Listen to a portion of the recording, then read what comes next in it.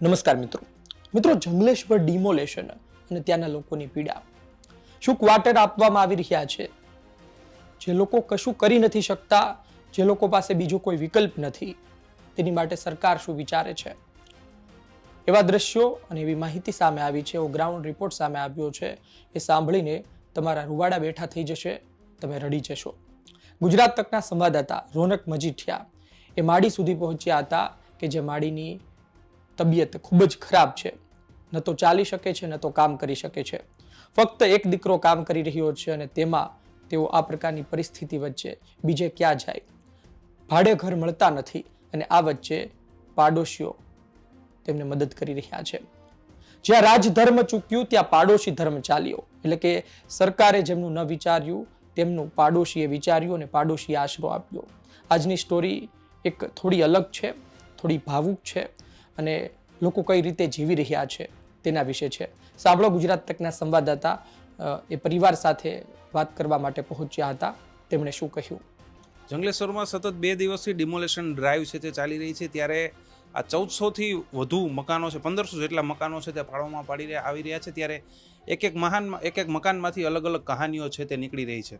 આપણી સાથે એક પરિવાર છે જેમનું મકાન છે તે આ ડિમોલેશનમાં પાડવામાં આવ્યું છે, પરંતુ તેઓને તેમના પાડોશીએ જે આશરો આપ્યો છે. અત્યારે તેઓ તેમના પાડોશીના ઘરે છે. આ માજી છે તેઓ ભાવુક છે, સતત દુઃખમાં છે. તેમની સાથે વાત કરવાનો પ્રયત્ન કરીશું.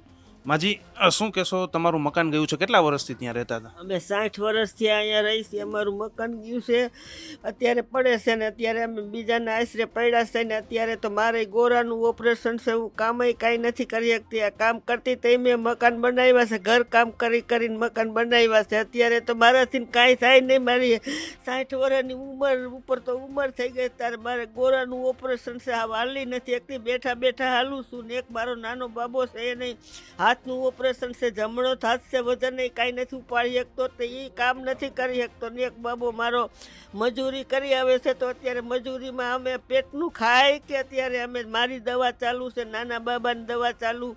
અને અત્યારે અમે કોટર ગોતવા 2 દી લગી ગયા તો એક ઠેકાણે ખાલી મળ્યું તમને 8000 ભાડું કીધું. તો હવે 8000 અમે ભાડું કરી કે ભરી કે પેટમાં ખાય કે અમારી દવાનું કરી. અમને અત્યારે તમે કોટર એક કાઢી દો તો બહુ સારું કહેવાય. અત્યારે મારી મદદ કરો એટલી. જ્યાં સકીનાબેને તમને આશરો આપ્યો, જો એને આશરો ન આપ્યો તો ક્યાં જાત? અત્યારે અમારે આ સખીનાબેને બાજુમાં અમને આશરો આપ્યો છે, તો અત્યારે અમારે એની આશરે પડ્યા છે. અમારો સામાન તો શેરીમાં રખડે છે, થોડોક એની ઘરે રાખ્યો, બીજો શેરીમાં રખડે છે. નકર અમે અત્યારે ક્યાં જાય? અમે હાવ અમારી પરિસ્થિતિ ગરીબ છે, અમે ભાડા ભરી શકીએ એમ નથી. 8-8 હજાર ભાડા અત્યારે ક્યાંથી ભરવા? અમે છોકરો કમાઈ આવે છે ખાલી મજૂરીમાં થોડુંક, એમાં અમારી દવા ઘરના ખર્ચા બધા કેવી રીતે કાઢવા? કેટલા દિવસ પહેલા તમને કહી ગયા હતા કે હવે મકાન ખાલી કરજો, આ પાડવાના છે? 2 દિવસ પહેલા અમને કહી ગયા કે તમે મકાન પાડવાના છે, ખાલી કરજો. તો 2 દિવસમાં તો એક દી અમે આખો દી રાખી રાત મકાન જ ગોઈતું, ખાધા પીધા વગરના. તો એક ઠેકાણે મળ્યું તો 8000 ભાડું કીધું. હવે 8000 ભાડું અમારી પરિસ્થિતિ નથી એટલી બધી, 8000 ભાડું ભરી શકીએ એમ. એક છોકરો જ કામ કરે છે ને 2 જણાની દવાઈઓ ચાલુ છે, એમાં હું તો હાવ હાલી જ નથી શકતી. મારે ઓપરેશન છે ને તો હું બેઠા બેઠા તો હાલું છું. તમે કોની પાસેથી આ મકાન જગ્યા લીધી હતી? કોક પાસે લીધી હતી છે ને? મારા બાપુજી હતા ને તો એને અમને જમીન દીધી હતી ને એ અત્યારે ગુજરી ગયા છે. એમાં અમે ઘરકામ કરીને પ્લોટમાંથી મકાન બનાવ્યું હતું. હવે અમને એમ કે હવે અમારું તો મકાન પડી ગયું, તો હવે અમારે જવું ક્યાં? અત્યારે આડોશી પાડોશીની અમને આશરા દીધા છે, તો અમારે કાંઈ ત્યાં થોડું જિંદગી આખી રહેવું પડે. આપણને 4-5 દી આપણે ત્યાં રહેવાનું હોય. થોડાક દી રાખશે, પછી ક્યાં જાઓ તમે? આડોશી પાડોશી તમને થોડાક દી હાચવે, થોડાક દી રાખે, પછી અમારે ક્યાં જવું? અમને નાનું એવું ક્વાર્ટર દીધો તો અમે અહીંયા પડ્યા રહી. મજૂરી કરે છે, એક છોકરો મજૂરી કરે છે. દીકરા પણ છે, તેમ સાથે વાત કરશું. તમારે એક ભાઈ પણ છે, તેઓ કામ નથી કરી શકતા. એ 30 વર્ષથી કામ નથી કરતો, એને હાથમાં ફ્રેક્ચર આવ્યું હતું. 30 ઝીણકો હતો ને ત્યારે 30 વર્ષથી કામ નથી કરતો. અત્યારે હું એક મજૂરી કરી શકું છું, રિક્ષા લાવું ભાડે. મારા મમ્મીને ગોળો ભાંગેલો છે. આ મકાન અમે બનાવ્યું, મારા મમ્મીએ ઘરકામ કરીને મકાન બનાવ્યું છે. કેટલું કમાઈ લ્યો આખા દિવસનું રિક્ષા હાકીને? રિક્ષા આખો દિવસ આખું 150 રૂપિયા ભાડું દેવાનું, 150 રૂપિયાનો ગેસ ભરે, 400-500નું કામ થાય. એમાં મારું ભેગું થાય નહીં. મકાન ભાડે તે ગોતો 8000 ભાડું કહે.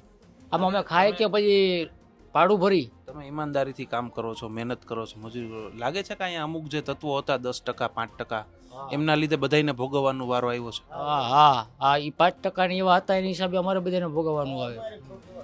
હા બિલકુલ, જે રીતના લોકો છે તે માની રહ્યા છે કે જંગલેશ્વરમાં અમુક એવા તત્વો હતા, 5-10% તત્વો, તેમના લીધે આખા જંગલેશ્વરને ક્યાંક ને ક્યાંક ભોગવવાનો વારો છે તે આવ્યો છે. જો આ પ્રકારની અહીંયા પ્રવૃત્તિઓ, ગેરકાયદેસર પ્રવૃત્તિઓ ન થતી હોય તો આ પ્રકારની આટલી ત્વરિત કામગીરી ન થાય તેવું પણ તેઓનું છે, તે માનવું છે. અત્યારે લોકો છે તે એક જ સરકાર પાસે આશા રાખી રહ્યા છે કે કાંઈ પણ એક નાનો એવો આશરો, આવાસ જેવો આશરો છે તેમને આપવામાં આવે, કારણ કે તેમને એટલું માંડ ખાઈ શકે તેટલું માંડ કમાઈ રહ્યા છે અને એમાં રહેવાનું 8-8 હજાર ભાડા છે, 8-10 હજાર ભાડા એટલા ક્યાંથી ભરે તેવી પણ તેઓ પોતાની વેદના છે તે વ્યક્ત કરી રહ્યા છે. આપે સાંભળ્યું કે શું કહેવામાં આવ્યું.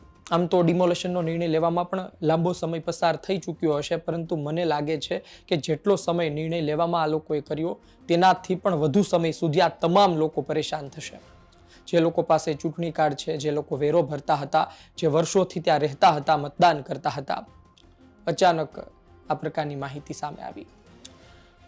જેમણે પાડોશી ધર્મ નિભાવ્યો, સરકાર ચૂકી, સરકાર જેમનું સાંભળતી નથી, મત જોતા હોય ત્યારે માડી મને મત આપજો, મને આશીર્વાદ આપજો, ઘરે ઘરે જાય છે, પ્રચાર કરે છે, એ લોકો હવે કોઈ બતાતા નથી.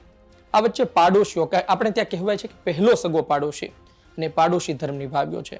એ પાડોશીએ શું કહ્યું સાંભળો. અમારા પાડોશીનું મકાન ગયું છે તો મેં આશરો દીધો છે, અહીં જમાડીશ ને રાખીશ ને, એને કાંઈ કામ કરે એવી પોઝિશન છે નહીં, અને ખાઈ પીએ અહીંયા, બીજું કાંઈ ન કરીએ કે હાલી શકતી નથી, ઊભી થઈ જ શકતી નથી, અને ભાડે મકાન મળતું નથી. અત્યારે મેં મારા ભેગા રાખ્યા છે, અમે 50 વર્ષથી અહીંયા રહીશી. હા હા, 50 વર્ષથી આમ પાડોશી છે. એની પરિસ્થિતિ બહુ જ ખરાબ છે અત્યારે. સરકાર પાસે માંગી છે કે એને ક્વાર્ટર રહેવા દે, બીજું શું સરકાર પાસે માંગી આપણને, તો એની વ્યવસ્થા થઈ જાય રહેવાની, બાકી ક્યાંય વ્યવસ્થા છે નહીં અને કાંઈ કામ કરી શકે એમ છે નહીં. 2 દીકરા છે, એને એક દીકરાનો હાથ ભાંગી ગયો છે, એને ગોરાનું ઓપરેશન કરેલું છે, એટલે કે ઊભી થઈ શકતી નથી, એમાં કામ ક્યાંય કરે, પાળા ભરે કે એ ઘરમાં ખાય. આપે સાંભળ્યું કે શું કહેવામાં આવ્યું. પહેલા વિકાસના નામે, એટલે કે હું વાત કરી રહ્યો છું કે અલગ અલગ જે સરકારી જવાબો આવી રહ્યા છે તેની, પહેલા વિકાસના નામે ઘર ખાલી કરાવવામાં આવતા હતા અને ત્યારબાદ ક્રાઇમ કુંડલીના નામે ઘર ખાલી કરાવવામાં આવી રહ્યા છે. ગુનેગારો રહે છે તો ગુનેગારો દૂર કરવાના હોય, ન્યાયતંત્રનું કામ છે, પરંતુ એ વિસ્તાર સાફ કરી દેવા તેવું ક્યાં લખ્યું છે.